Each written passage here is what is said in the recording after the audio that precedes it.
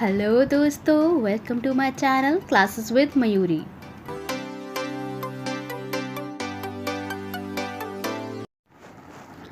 सबसे पहले हम स्टार्ट करेंगे टेबल कंटेंट से। Introduction to PSC. अब आप सोच रहे होंगे पीएससी का मतलब क्या है। Preliminary school engagement. Basically इसमें होता यह है कि बीएड के स्टूडेंट को 15 से 20 दिन के लिए स्कूलों में भेजा जाता है, जिसमें वो स्कूल की हो रही जो भी क्रियाएं हैं, जो भी वहाँ पे कार्य होते हैं, उनको ऑब्ज़र्व करते हैं।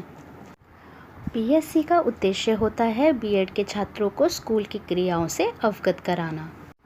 इसका थर्ड पॉइंट आता है पैरामीटर्स। पैरामीटर्स होते हैं हमारे मापदंड कि किसी भी क्लासरूम के निरीक्षण के लिए क्या मापदंड हो सकते हैं। इसमें सबसे पहले आएगा personality of teacher, blackboard management, introduction, classroom organisation, teaching learning process. मेरी ऑब्जर्वेशन हिंदी क्लासरूम और सोशल साइंस क्लासरूम पर थी। पहला पॉइंट आता है significance of Hindi as a subject, कि हिंदी की क्या इम्पोर्टेंस होती है, क्या महत्व होता है। दूसरा पॉइंट है पर्सनालिटी ऑफ द टीचर, शिक्षक का व्यक्तित्व, ब्लैक बोर्ड मैनेजमेंट मतलब ब्लैक बोर्ड प्रबंधन, टीचर पैडागॉजी, शिक्षक शिक्षा शास्त्र कि किसी भी शिक्षक का कैसा शिक्षा शास्त्र होना चाहिए। देन लास्ट पॉइंट आता है क्लासरूम ऑर्गेनाइजेशन मतलब कक्षा प्रबंधन। नेक्स्ट हमारी ऑब्जर्वेशन आती है सोशल साइंस क्लासरूम पर। Essential of social science in school curriculum. जो सोशल साइंस है वो हमारे स्कूल करिकुलम में क्यों ज़रूरी है। सेकंड पॉइंट आता है पर्सनालिटी ऑफ द टीचर, शिक्षक का व्यक्तित्व। थर्ड पॉइंट है यूज़ ऑफ ब्लैक बोर्ड कि ब्लैक बोर्ड का हमें कैसे यूज़ करना चाहिए। फोर्थ पॉइंट आता है टीचिंग लर्निंग पैडागॉजी मतलब शिक्षण अधिगम। नेक्स्ट पॉइंट आता है हमारा fifth organisation of the classroom, कक्षा की व्यवस्था। नेक्स्ट हमारी हेडिंग आती है the objective of the observation मतलब जो हमारी ऑब्जर्वेशन है, हमारा निरीक्षण है, उसके क्या उद्देश्य हो सकते हैं। छात्र शिक्षक को विभिन्न शिक्षण विधियों के माध्यम से विभिन्न वर्गों में विषयों के शिक्षण का निरीक्षण करने का अवसर प्रदान करना मतलब जो छात्र शिक्षक है उसको विषयों के शिक्षण के हर क्षेत्र में निरीक्षण के अवसर को प्रदान करना है। हमारा सेकंड पॉइंट आता है यह छात्र शिक्षक को वास्तविक कार्यस्थल में पेश करता है और एक लाइव कक्षा में एक्सपोजर को बढ़ाता है। इसका मतलब यह है कि जो छात्र शिक्षक है उसे वास्तविक कार्यस्थल प्रदान करना ताकि वह कक्षा के हर एस्पेक्ट को जान सके। हमारा थर्ड पॉइंट आता है यह छात्र शिक्षक के महत्वपूर्ण सकाय मतलब विशिष्ट भाग को सक्षम बनाता है। नेक्स्ट आता है हमारा फोर्थ पॉइंट, छात्र शिक्षक द्वारा वास्तविक शिक्षण अभ्यास से पहले उन्हें जगह के कामकाज को करने का अवसर मिलता है मतलब जो हमारे छात्र शिक्षक है उसे वास्तविक शिक्षण अभ्यास मतलब जो हमारी इंटर्नशिप होती है उससे पहले वहाँ के जो स्कूलों के अंदर काम होते हैं उसको करने का अवसर मिलता है। नेक्स्ट हमारा पॉइंट आता है फिफ्थ पॉइंट, कक्षा शिक्षण के विभिन्न पहलुओं को देखा जाता है और सैद्धांतिक ज्ञान मतलब जो हमारा थ्योरेटिकल है जो हमने बीएड में पढ़ा है और व्यवहारिक अनुप्रयोगों के बीच असमानता स्पष्ट हो जाती है मतलब जो हमने कक्षा निरीक्षण में कक्षा शिक्षण के विभिन्न पहलू हैं उन्हें देखा जाता है, परंतु जो सिद्धांतिक रूप से हमने बीएड के अंदर पढ़ा है वह हम व्यवहारिक तौर पे अपने सामने कक्षा शिक्षण में देखते हैं।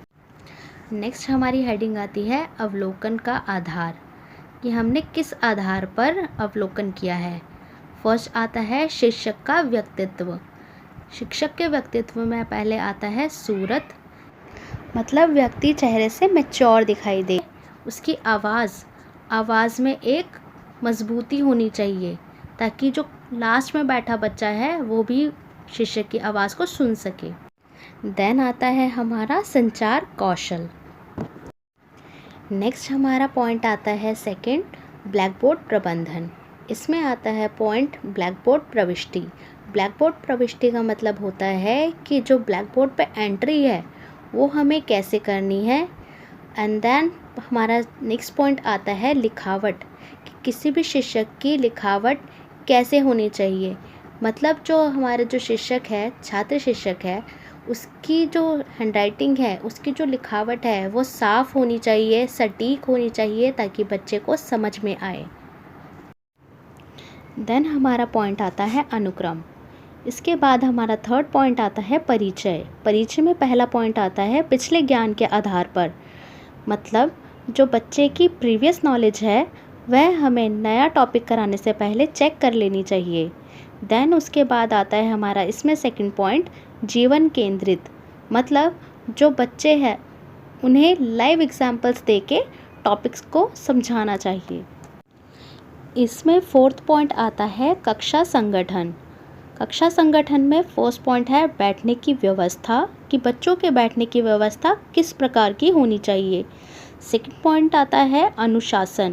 किसी भी कक्षा को ढंग से चलाने के लिए या सही तरीके से चलाने के लिए डिसिप्लिन बहुत ही ज़्यादा ज़रूरी है। थर्ड पॉइंट आता है व्यक्तिगत ध्यान।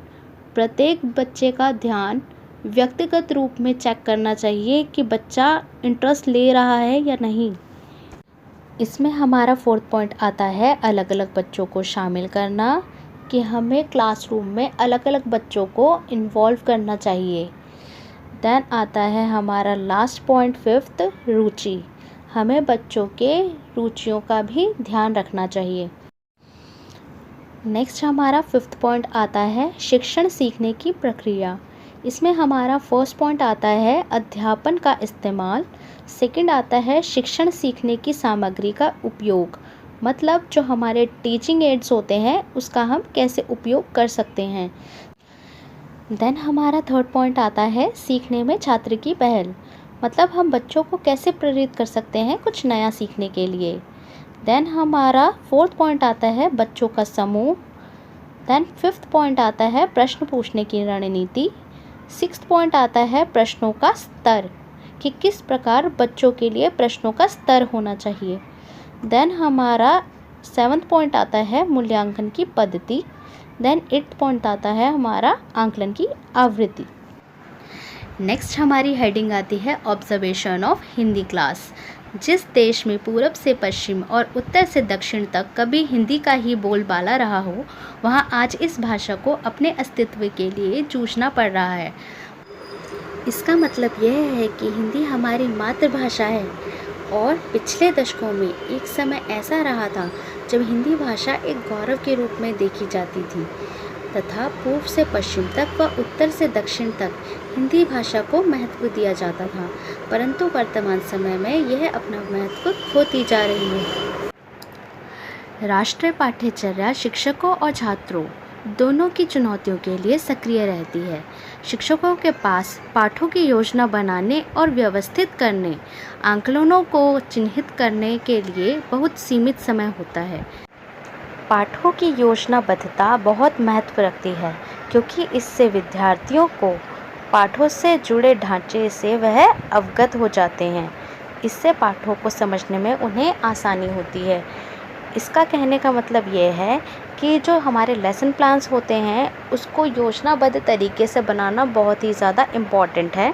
इससे जो हमारे विद्यार्थी हैं वह पाठों को आसानी से समझने लगते हैं। शिक्षक हमेशा लक्ष्य रहित, मतलब शिक्षक का लक्ष्य होना चाहिए कि वह पाठों के माध्यम से बच्चे को ज्ञान प्राप्त करने में उसकी सहायता करे। कक्षा में उपयोग करने के लिए संसाधनों को उपयोग में लाकर शिक्षण उपकरण और पाठ्यचर्या सामग्री का पूर्ण उपयोग करना, मतलब जो हमारे टीचिंग एड हैं उनका यूज़ करना। दूसरा पॉइंट आता है कक्षा स्वयं निर्देशित और उच्च गुणवत्ता वाले वेब आधारित शिक्षण सामग्री का उपयोग विद्यार्थियों को प्रदान किया जाना चाहिए। मतलब जो स्मार्ट क्लासेस होती हैं उसके थ्रू बच्चों को ईज़िली समझ में आता है, तो उनका प्रयोग करना चाहिए। इसमें हमारा थर्ड पॉइंट आता है शिक्षकों को अधिकतर संसाधन बनाने में सक्षम बनाने के लिए गुणवत्ता निरंतर व्यावसायिक विकास संसाधन प्रदान किए जाने चाहिए। नेक्स्ट हमारी ऑब्जर्वेशन आती है सोशल स्टडी क्लास पर। सामाजिक अध्ययन एक ऐसा विषय है जो छात्रों के जीवन से निकटतम रूप से संबंधित है। इसमें छात्र इतिहास, भूगोल और राजनीतिक विज्ञान के बारे में पढ़ते हैं। सामाजिक अध्ययन हमारे नियमित जीवन के बारे में है। यह अतीत और वर्तमान दोनों है और इसका उद्देश्य स्वस्थ भविष्य की स्थापना करना है। यह एक बड़े पैमाने पर व्यक्ति और समाज दोनों हैं। अधिकतर यह देखा गया है कि छात्रों को अक्सर इतिहास और नागरिक शास्त्र जैसे विषयों के बारे में जानना थोड़ा अरुचिकर तथा बोरियत से भरा हुआ लगता है। इसका मतलब यह है कि सामाजिक विज्ञान छात्रों और समाज दोनों से जुड़ा हुआ है, परंतु ज़्यादातर यह देखा जाता है कि छात्रों को इतिहास और नागरिक शास्त्र पढ़ना बोरिंग लगता है। परंतु एक शिक्षक का अपना ज्ञान, उसका व्यक्तित्व और शिक्षण की उसकी अध्यापन का तरीका एक महत्वपूर्ण भूमिका निभाता है कि कक्षा कितनी प्रभावी होगी और छात्रों को उनके संबंधित कितनी रुचि प्राप्त करने की संभावनाएं प्राप्त होती हैं। इसलिए छात्रों को चाहिए कि शिक्षक उस विषय को दिलचस्प बनाने के लिए उत्साह से भरे। इसलिए छात्रों के साथ प्रभावी संबंध स्थापित करना आवश्यक है तथा 10वीं कक्षा में छात्रों को अर्थशास्त्र जैसे विषय भी सौंप दिए जाते हैं। देन हमारी लास्ट हेडिंग आती है पर्सनालिटी ऑफ टीचर, मतलब शिक्षक का व्यक्तित्व। इसमें हमारा फर्स्ट पॉइंट आता है शिक्षक को चाहिए कि उसका आकर्षात्मक व्यक्तित्व होना चाहिए। दूसरा पॉइंट आता है शिक्षक प्रत्येक छात्र से बातचीत करे। थर्ड आता है कक्षा को संयमित कर उसे सुचारू रूप से चलाना। फोर्थ पॉइंट आता है पाठ योजना बनाकर छात्रों को पाठ से जुड़े ढांचे से अवगत कराकर पाठ को समझाना ताकि छात्रों को पाठ पूर्ण रूप से समझ में आए। देन फिफ्थ पॉइंट आता है पाठों का बीच बीच में समझाना और पैराग्राफ पर स्वयं की टिप्पणी देना। 6 पॉइंट आता है बच्चों को पाठ समझाने के लिए प्रश्नोत्तर प्रक्रिया का प्रयोग उत्तम है। इससे विषय से जुड़े संदेह स्पष्ट हो जाते हैं। देन हमारा 7th पॉइंट आता है पाठ को समझाकर उसको सारांश के रूप में समझाना और उससे जुड़े उदाहरण देकर विषयों को स्पष्ट करना।